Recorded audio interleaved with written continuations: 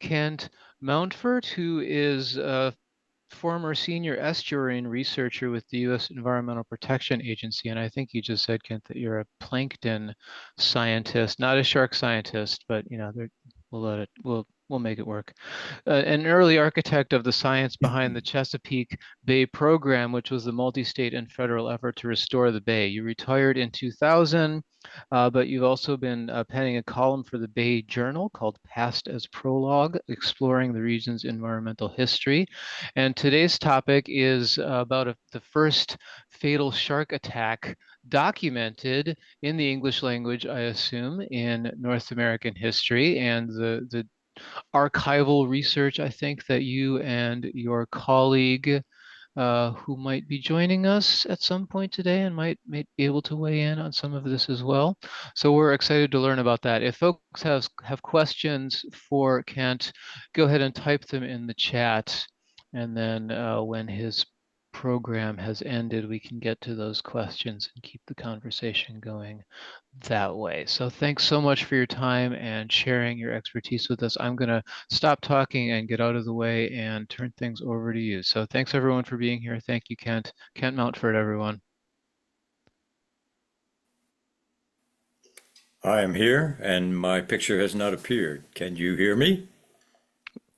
Yes, we can. Well, we could until you just, I think, muted yourself, but now you're back. We are good to go. I haven't touched anything. Right? I'm just waiting. We can see you and we can Okay, also hear you. very good.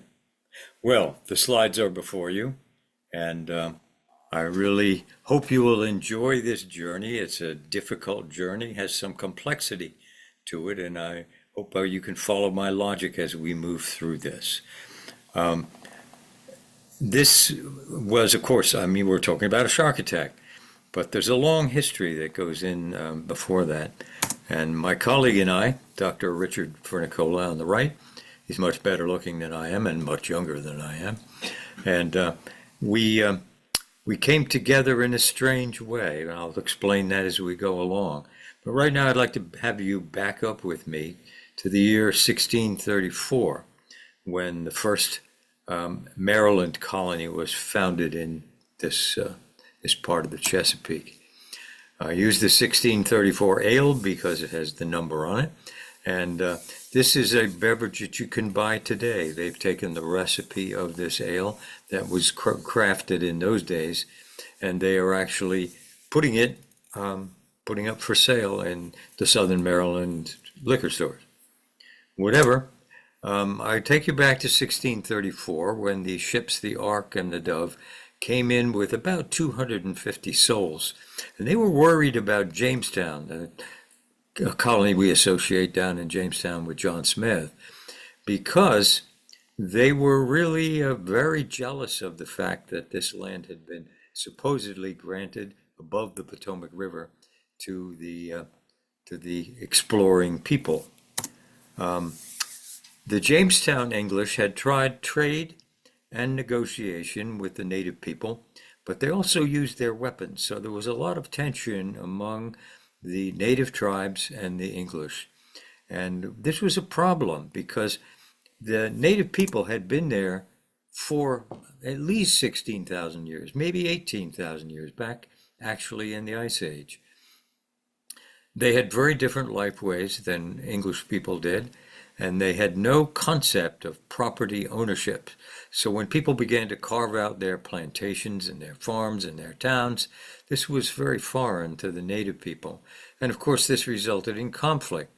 The guy would show up on your plantation, start shooting deer, fishing oysters, taking fish in nets and whatnot, and there was some kind of jealousy involved.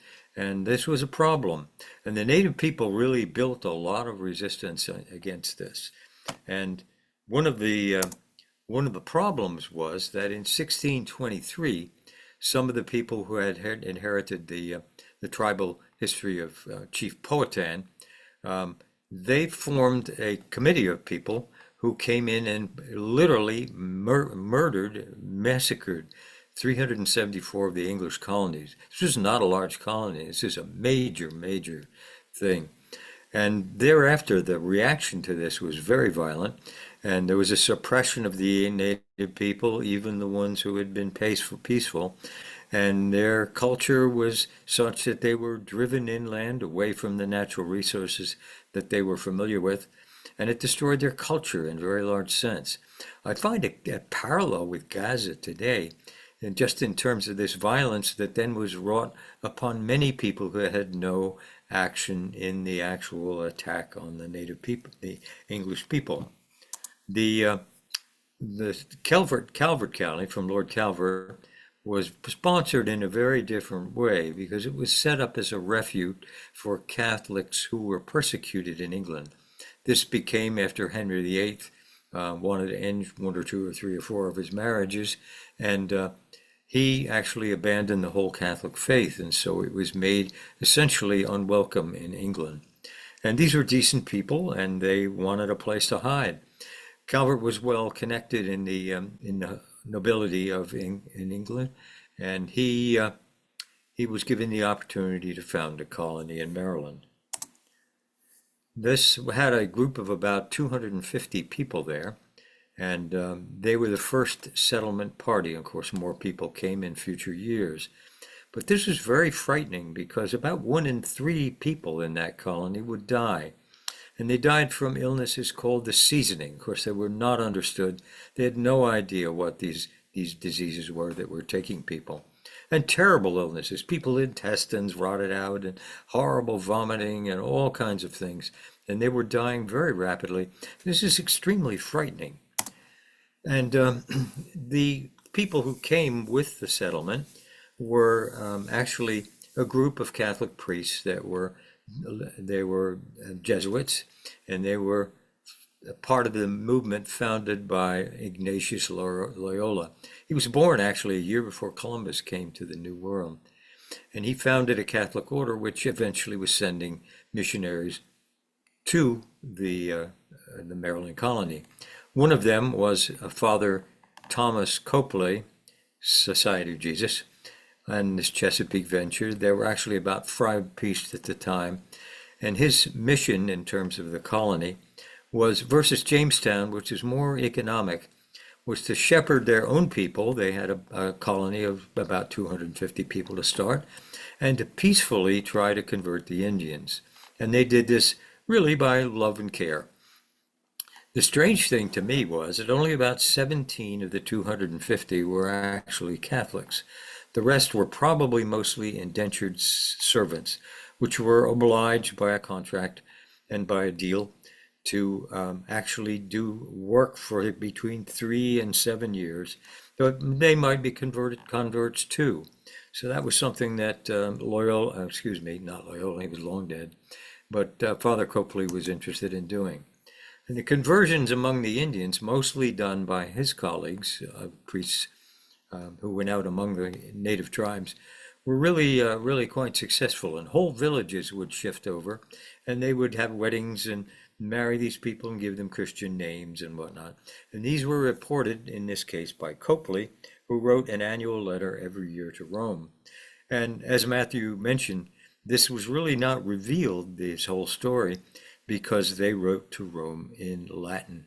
And the translations of this were really only made available in the later part of the 19th century. Interesting stuff. The people at the mouth of the Potomac River, not upstream, where they were a little less welcome. They were a little concerned about such a big colony coming in. These people near the Potomac mouth had the threat of hostile Susquehannock Indians from up the river, and actually in the Susquehanna Valley. And these people came by canoe, and they came down the Patuxent River, and they would, capture women and kill guys and take children as hostages, and this was part of their genetic diversity. So they were not too unhappy about giving up some of their dwellings and moving further up the Potomac. And these native people's convenient homes were then taken over by the incoming settlers. They were doing pretty well with this. This was a big help to them because it kept them out of the rain. They arrived in March and April, and the weather wasn't very friendly at that time of year. The first few years were very busy for the colony. They began to plan moving out and forming plantations for the raising of their own food and tobacco and what have you. But they built a fort in the first several years, and it was fenced in with palisades, wooden stakes, in order to protect them not only from Jamestown, because the Protestants were not very welcoming of them. They considered that could be actually a military venture, but also from possible repeat of the Powhatan massacre in 1622. So they were cautious, but at the same time very caring about the native people. So the palisades surrounded the colony, and most of the people actually probably lived within that palisade. So it was a very crowded colony. And this, of course, helped the spread of disease. And this was a difficult time. And this is the actual archaeological site. If you see the road going through there, that's actually coming out of the campus of St. Mary's College. And the fort was somewhat further inland, I think, because the native dwellings were there. And they used them for a long time. But this was a walking distance to the river that they named the St. George's River, and it later became the St. Mary's River, pretty much named after the colony, as was the state named after the colony too. So whatever the case, it was very close to the St. Mary's River. By 1640, there were a lot more permanent dwellings built, and these were the traditional wooden dwellings built from lumber sawn from the forests, and they were much more permanent. This began the actual formation of what became the capital of the colony, St. Mary's City, and eventually, for a while, the capital of the Maryland colony. We have no image from the 17th century of Father Copley, but he was pretty sincere, and his writings really indicate a literal concern for both the people that surrounded him and also for the native people. He really stayed in connection with the colony people and the indentured people and the Protestants that were there and his own Catholic people. And of course, there were religious services and whatnot.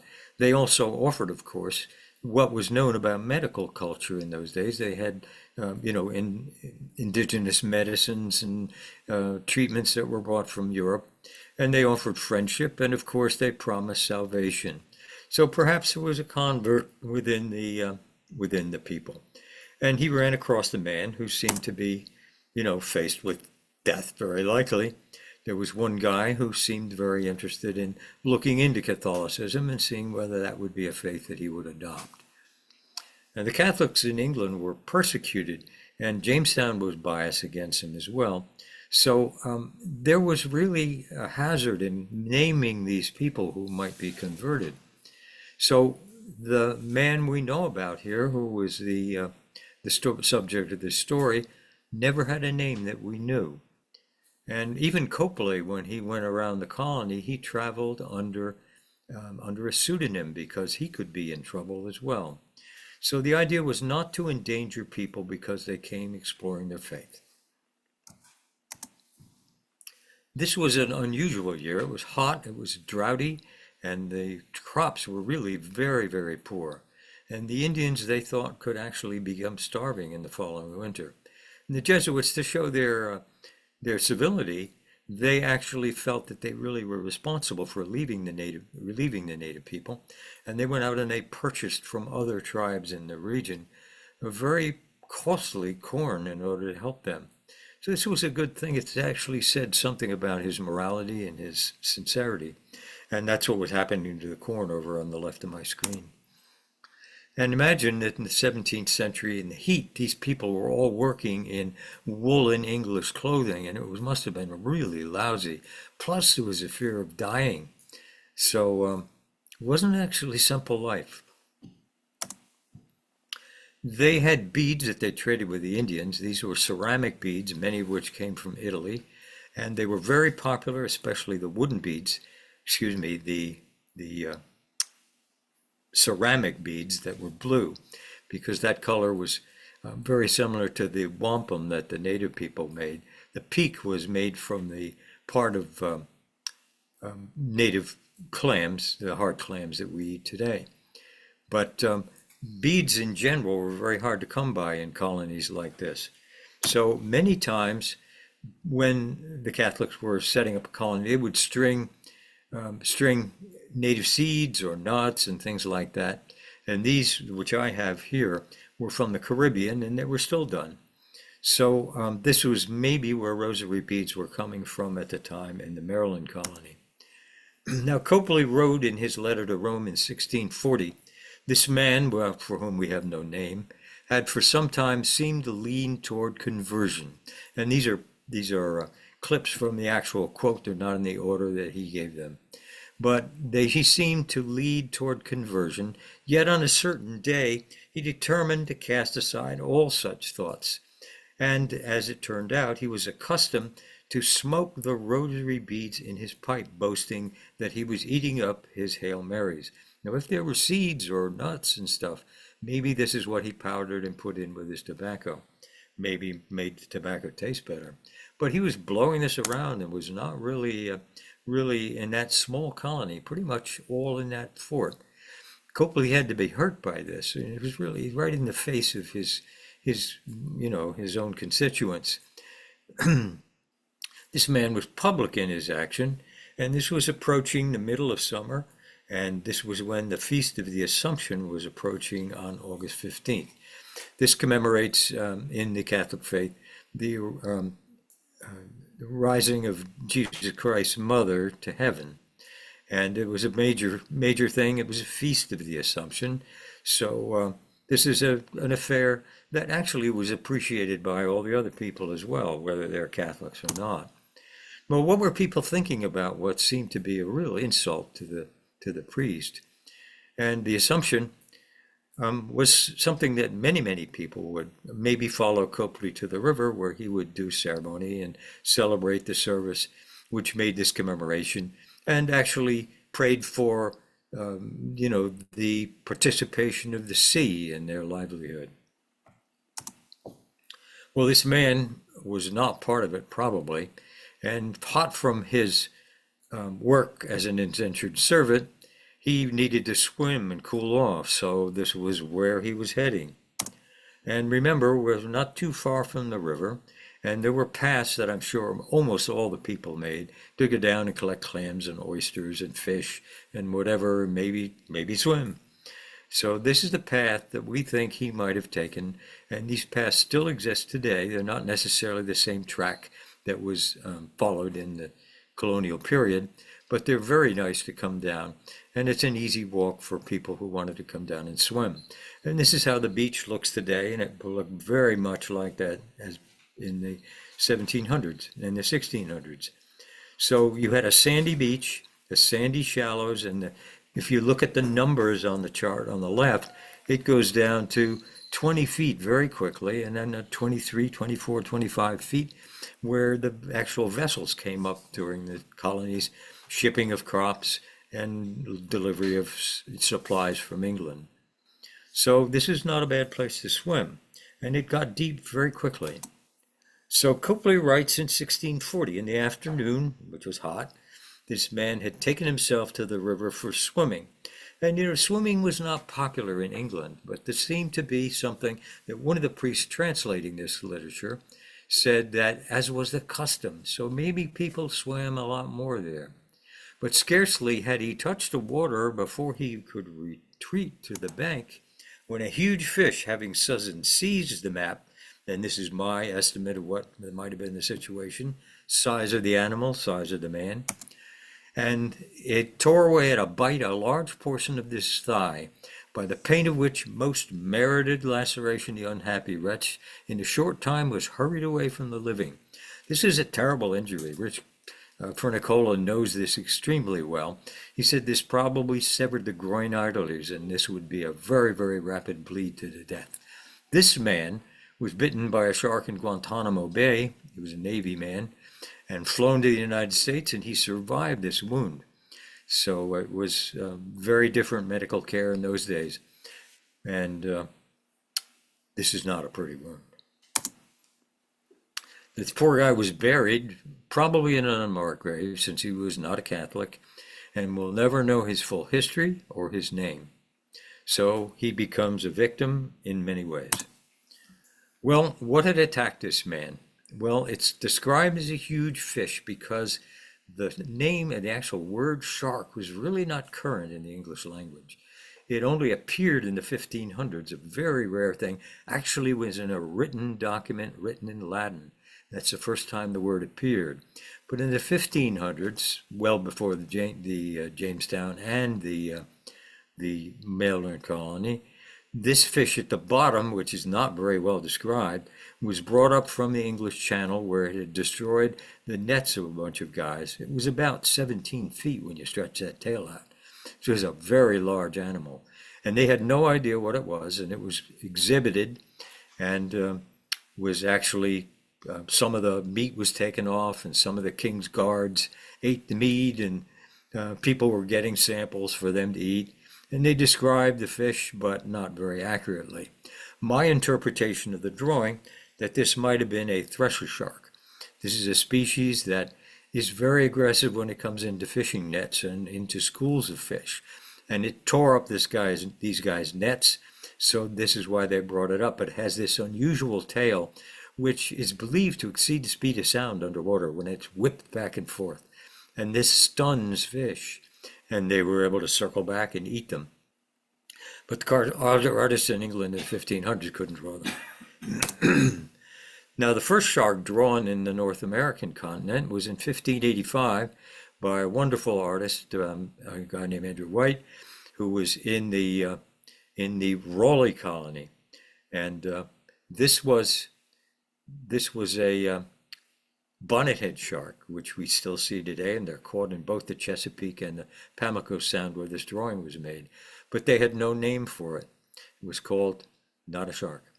Now, I mentioned the Raleigh colony because Raleigh came to see that shark that we saw in England, and he had one of his sailors with him, and he said to the guy, "What the hell is this thing?" And the man said, "It's called a shark, sir." And that was really the first time it got picked up. And it was actually seen by so many people that William Shakespeare mentioned it in The Tempest. And there's a quote from him that hints at the shark. So Copley considered this a coincidence, not a real coincidence, but to be a divine intervention. And thus he recorded it in his letter to Rome, and it was kept there for 384 years. Now, I don't think that the huge fish really thought that he was fulfilling God's mission.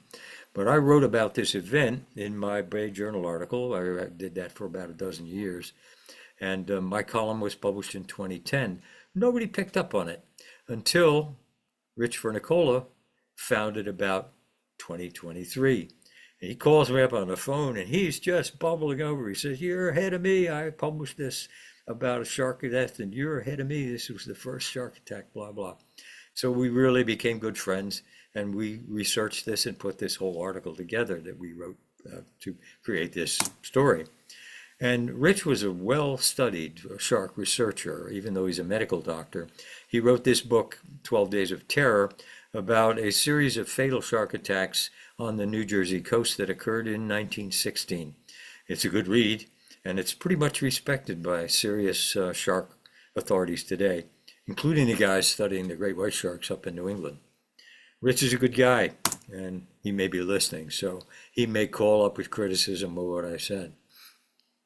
Well, this is an unusual thing because at the time I was publishing the article, it was believed there had never been an attack by a shark in Chesapeake Bay.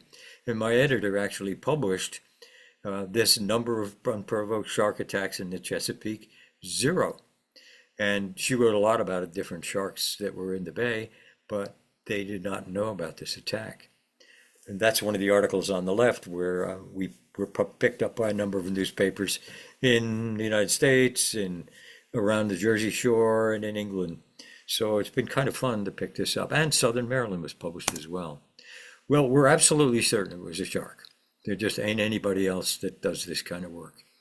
And we're just about completely certain that it was a bull shark, Carcharodonus lucus, which is caught today in Chesapeake Bay.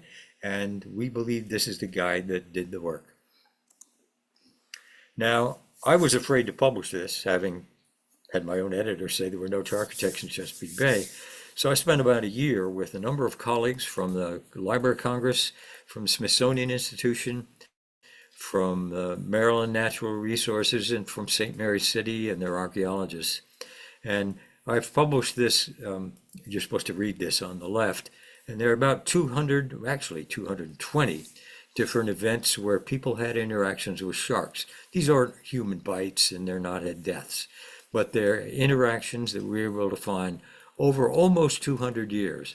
The first one on this chart is actually from a Native American Indian site down at the mouth of the bay. But then as newspapers started coming out, we began picking up 50, 60, 70 articles in newspapers where people were reporting sharks they'd seen or experienced or caught. So the first one is about 1827, and we plotted the individual incidents over on the right side of the screen. And this is not complete because it doesn't have all 220 on it. My colleague Sam McNeely, who is a graduate student at the Smithsonian Institution in Edgewater, he has moved to the West Coast and he's now writing a blog on sharks for the Seattle Aquarium. But anyway, this is his first draft of the map. Notice there's an arrow at the top of the map. That's pretty much fresh water up around the Elk River at the head of the bay. And there's sharks there from this particular species, not other sharks, but bull sharks. And there's the capital up where that little square is and the second arrow. And that one was within sight of the nation's capital. And if you go down and see one way up a river on the right side, that was a poor dolphin that was chased up there and murdered by a shark. And she was badly, badly mauled and died. And she was right at one of the highways where like Route 95 comes down. So there was a lot of stuff going on over those years. So we began to look at the details of these things and wonderful stories, all kinds of crazy stories that I'm not going to fill your evening with tonight. Maybe there'll be another seminar. But the sharks sort of average around 8 feet. So they're plenty big enough to do the biting. Now, if you notice over on the right, there's one that's up in the 20s. That's nonsense. And the one on 18 is nonsense too. The one on the 18-foot was, of course, a member of Congress, and he was just filling people's minds with a lot of crap. So that was not a very good report. But it was a real shark, and it pulled him. He had the thing hooked. It pulled him off his boat twice, and they managed to get him back on. So one of the guys actually estimated the weight of it, who was, more common sense than the Nebraska congressman. But this graph shows the average weight of all people who had presented individual sharks, and the one over on the 800-pound thing is probably wrong. It's possible, but not probable. So the average weight was around 330 or 340, 50 pounds. And that's big enough to do a lot of damage to a human being. This is all the shark records that were on that map. And you can see that the most common time for sharks to be is in August. And that's when the Feast of the Assumption was. And I've divided this data into the data before 1850 at the bottom of the graph, and between 1850 and 1900, 1900 to 1950, 1950 to 2000, and after 2000. So you can see that clustering is very much in the summer and a really high peak in the middle of August. So we think that that's the time, and that might be part of the story. This is the jaw of a bull shark from the Calvert Marine Museum down here in Solomons, and it's about 13 inches wide at the mouth. It's big enough to take your thigh apart. The upper teeth are shown on the right, and they have little serrations on them that act like saw teeth. When the shark bites, it closes its mouth, whips its body back and forth, and it's like a chainsaw cutting your leg.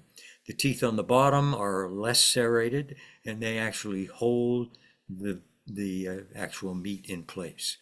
And of course, they eat mostly sharks. They've killed turtles and things like that, but they are occasionally, catch a seal, catch a big fish, sometimes a people.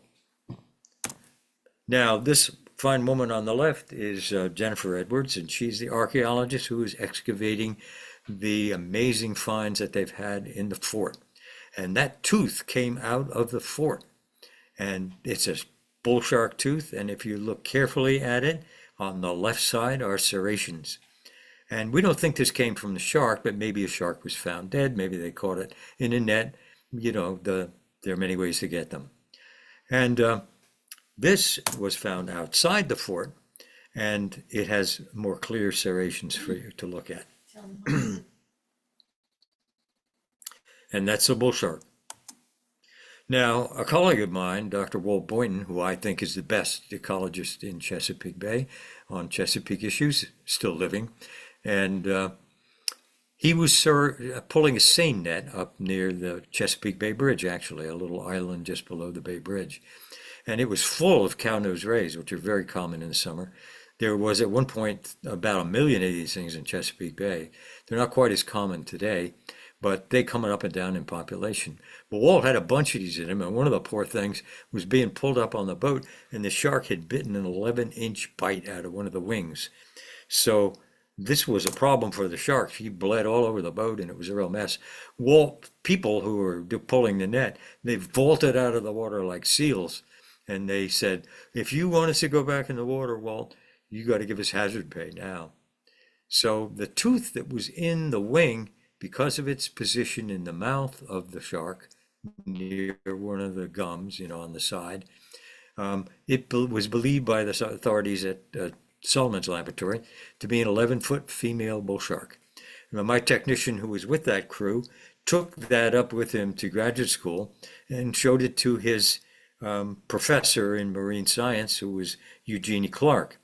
And she's known as a shark lady and was known worldwide. And I tried to reach her, but she passed away before she could confirm that Mark's story was that she had told him and probably her whole class that if we had a jellyfish problem removed in Chesapeake Bay, if we didn't have a jellyfish problem, we might have a shark problem. Think about that. Well, this guy was caught, this gal actually, probably female, was caught about 6 miles from where I live on the Patuxent River. It was caught in 1930s, but that's a lot of meat and that's a lot of fish. So should I not be swimming in the cove where I live, right here on St. Leonard Creek? I have for 50 years. And I did so in October of this year on the 30th, and I did so on the 6th of November. Water's a little cooler, but I fell off my boat. So I swam in November as well. I've never seen a shark here. Seen a lot of cow-nosed rays, but never seen a shark. Nancy and I, my wife, have scuba together, and we've sailed thousands of miles. And we saw a shark follow our boat once off the Virginia coast, and we swam with sharks in the Sulu and South China Sea over on the far side of the world. Now, that's the story of the guy with the shark. I'm going to criticize AI, artificial intelligence, because this year, when Rich and I were doing the survey of what kind of literature was available, he found something he thought was created by AI that was published about a man named Lion Gardner up on Long Island Sound. And he was a famous guy, Indian fighter, and survivor in the colony of essentially the New England colony, and appeared in the web 2 accounts of a shark attack that were not even a year apart. One, he claimed he'd gone down with his daughter to the river, and the daughter was an infant, like a month old at that time. And the second one, he was badly injured in both of these bites. And I went and looked at all the remaining writings of him. They do not exist. Any kind of a talk about shark. He was an Indian fighter. He was shot by native arrows many times and was very much at risk. And he told all the stories he could in his writings, but he never mentioned any kind of shark attack. There was also a shark attack off a shipwreck. A guy came off a ship, and he was attacked by a shark and killed off the New England coast. There's a name for him, and AI brought together the story of Lion Gardner's shark attack and the name of the guy off New England and put it to this 1640 shark attack in southern Maryland. And I think that's completely false. So I, for one, don't trust AI. Let's watch it. So we have no better idea of what the guy looked like other than this little carving, probably made in China and sold as a giga up on the Jersey coast. So here's swimming with you, and that's the end of my story. Any questions? Matthew, are you there? Questions in the chat? Do we have questions for folks? I'm not hearing you, Matthew. Is it I did possible not. I'm? Yes, that was my fault. I have this little adjustable microphone, Oh, which I okay. had above my head because it's more comfortable that way. I thought that was your No. hearing aid. So yeah, no, that was very, very informative. That was awesome. Thank you so much. So it's time to take questions. Yes. We also have Dr. Fernicola is in the Zoom room right now. I don't know if he has anything to add or contribute to this. Hi, can you hear me? Yep, Hi, how you doing? We hear you, good. Rich. How you guys doing? Thank you so much for providing this program, and thank you so much, Ken, for the awesome presentation. And what I was thinking the entire time is, I said, boy, what a treat for your historical society that you have a guy that actually surpasses Discovery Channel, National Geographic Channel, and all the other documentary channels. A fantastic program. I only had two small comments, only needling comments. Kent showed a translation from in English from the Latin of Father Copley's letter, and he did quote some of another translation, but didn't show it on the screen, where they mentioned the word customary. He mentioned which was the custom, this bathing, this swimming at the river, presumably the St. Mary's River. And I just wanted to add that that's more fortification potentially for this Feast of Assumption, August 15th date, because that is a custom as well for the Catholics to have a procession toward the sea to bless, have intercession of Mary to bless the sea and so on and so, because that is a custom as well. So Copley said, as was the custom, and added that it's a shrouded area, that those early documents, because they spoke in very vague terms. The only other thing I wanted to mention in reference to Kent's comparison to the Guantanamo Bay victim, that victim had some retained flesh. It wasn't a full avulsion. There was some flesh retained, which I presume was a little shallower in depth from what happened to the 1640 victim, where there was probably a full avulsion, where Copley said the man was a sinner, so to speak. So he most merited laceration, and that most merited laceration was a big, unsurvivable wound. But again, Kent, it's a great tribute for what you're contributing toward the biology, regardless of the morbid subject, so to speak. The biology of the Chesapeake Bay. It was a beautiful presentation. Thank you very much. Thank you, Rich. Well, you Awesome. mentioned the avulsion. That was such a dramatic slide that I got permission to use it. What was interesting, it has a connection to the Chesapeake because one of the people denying sharks in the Chesapeake Bay was the commander of the U.S. Navy Yard in Washington D.C. And he said that you'll never find sharks like that up here. This is impossible. And the sharks were right outside the Navy Yard. But the crazy thing was, he had been a commander in Guantanamo back in the 1800s, at the very end of the century, probably Spanish-American War. And he said, my sailors swam with these sharks all the time. There was no problem at all. They were afraid of them, and they were not harmless in any way. And this bite came from Guantanamo. Yeah, I gotcha. I gotcha. Yep. Yep. Well, we have Fantastic, we Ken. have about a half a dozen fatalities in this. Yeah, great detail. Great detail. In Virginia. So there's a couple of questions in the chat here, Kent. You said there were Good. 220 shark incidents on the Chesapeake. How many deaths or injuries along with deaths out of that 220? Do we know? Well, we're out about half a dozen fatalities that are pretty well described. One guy was almost torn in half, but it could have happened after he drowned. We don't know. But his body washed up at down at Crisfield, and there were several bites. One resulted in an amputation. That was the highest one in the Chesapeake, way up in virtually fresh water. And that was provoked because it was in a fish net and they were pulling on the net and probably provoked the shark. And we've had some small bites, probably from juvenile sharks, over the years. How about the guy who jumped ship in Got it. Virginia? And also another question, is it possible to get a copy of your Bay incident map? Where could someone get that? No, when it's done, yes, but they're still in process. It's a work in And I'm progress. having Got it. trouble with the map right now. University of Maryland is being helping me, and the Smithsonian was excellent, but um, my friend got a job and he had to go to the West Coast. So we'll publish this in some fashion and it'll be completely reviewed and whatnot. Wonderful. So Please let us know. Inform yeah, us when it's published and I'll share it with the group. sure. Thank you so much. Other questions?